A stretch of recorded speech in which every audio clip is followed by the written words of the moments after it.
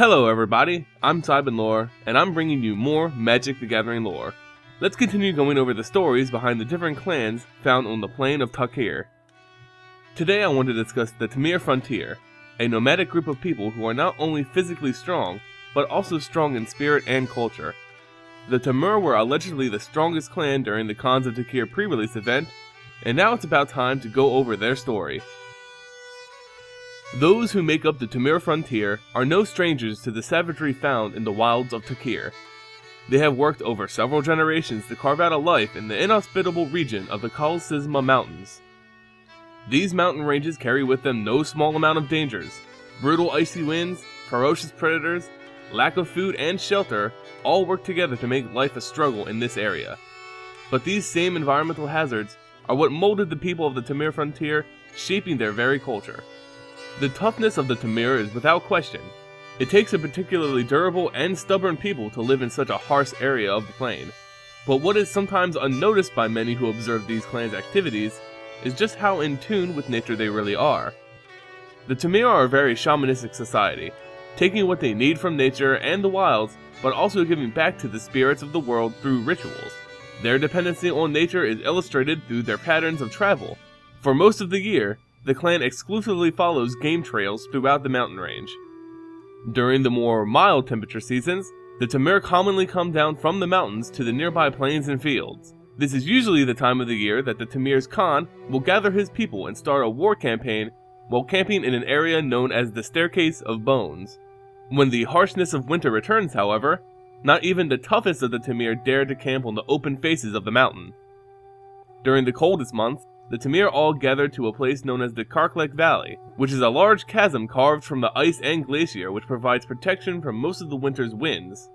In Temur legend, this valley was thought to have been carved when an ancient dragon crashed into the ice during the final days of the dragons on Tarkir.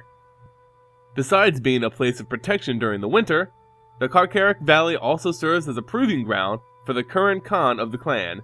It is during these months that any and all who dare challenge the rule of the Khan may step forward and face the leader in combat over the right to be the Khan of the Temur Frontier.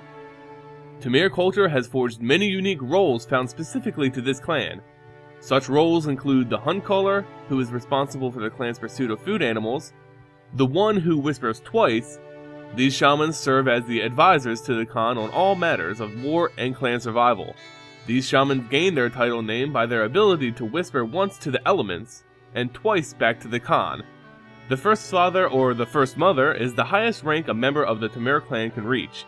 They are considered the parent of the entire group, and thus camp with and guide the group through their daily lives. These social roles must still answer to the Khan, but still are free to lead their groups as they see fit. And finally, we have the Khan of the Temur, who is known as the Dragonclaw. The Dragonclaw can be anyone in the clan who is strong enough to hold the mantle of Khan. You earn this leadership role through either feats in battle, or through the challenge and defeat of the current Dragonclaw in ritualized combat. The current Dragonclaw and Khan of the Temur Frontier is Sarak Dragonclaw. He towers over his people in strength and stature, coming from a long line of Dragonclaw ancestors. Sarak obtained this title after defeating the largest bear in the clan's territory. He does not speak to his clan often, rather he enjoys a more solitary life. When he does come out and speak to the clan, he is typically harsh and honest. He believes that any resource not spent on the clan's survival is a waste, and he has little patience for the everyday frivolity of clan politics. In his clan, Sarak has gathered a number of different races which band together for survival. These races include humans, bears, Anuk, and elementals. Windfolk, a type of elemental found on the highest peaks of the Khans Mountains, are communicated with through the clan's shamans. They can be bartered with for help with matters of war, but their motives are not always clear. As elementals, they are not bound by any sense of honor or pride, but rather do as they see fit. Elementals rarely answer the calls of the shamans, but they are known to appear and help in battles and quickly disperse once the battle is over. The bears of the Temur Frontier are a little more reliable than the elements. These great beasts serve as the clan's main source of food and hides, but they also have gained a special bond with the Dragonclaw. Through the effort of the clan's shamans, bears answer the call of the Dragonclaw for a number of different reasons. Mostly, bears are used as mounts in battle or as carriers for supplies. Goblins and ogres also exist across the Temur Frontier's lands, but they are not necessarily accounted among their tribe. Rather, these creatures are typically hunted for their thick hides, which can be used to make tents and small shelters. And lastly, we have the Anuk, a race of canine-like humanoids who have lived in the Khans of Tarkir mountains for generations before the arrival of the humans who would become the Temur. With these extra years of evolution, the Anuk of this region have developed thick hides with lush white fur for protection against the cold and camouflage. While the Anuk and humans were originally rival forces, competing and warring over scarce resources, the Anuk eventually came to respect the fighting spirit of the humans, and a loose alliance was struck. Though this alliance was not ideal for all Anuks, most enjoyed the privileges of being in the clan. There are two Anuks in particular who despise the rule of humans over their race. These are Karkel and Behir, Tornevere.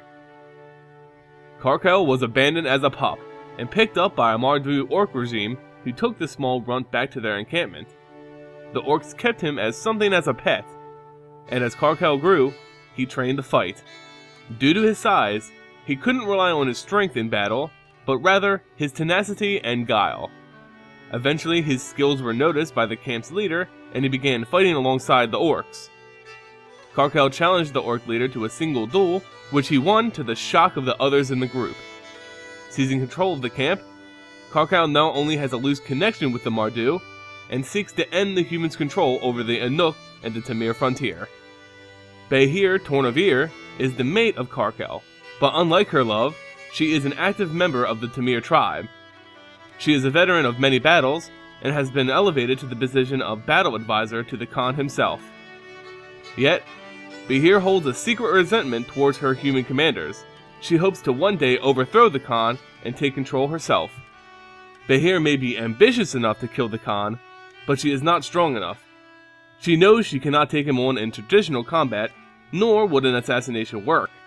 So for now, she plots with her mate, planning to draw the Dragonclaw into an unwinnable battle in order to kill him on the battlefield and gain control of the entire Temur Frontier.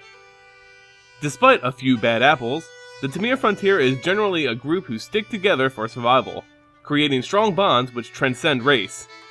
The Temur have an alignment with blue, green, and red mana sources, allowing a flow of primal, passionate, and mystical energy to permeate the very core of the Temur society. With this, they also revere the strength and self-sufficiency of the savage dragons which have been lost to the world. Thus, they adopted the symbol of the dragon's claw to symbolize their own toughness and savagery. So, there you have it guys, the story behind the Temur Frontier. Are you going to play as these tough mountaineering mystics? Let me know in the comments below. Hit that like and subscribe button if you liked the video and want to see more. As always, thank you for watching, and I'll see you next time.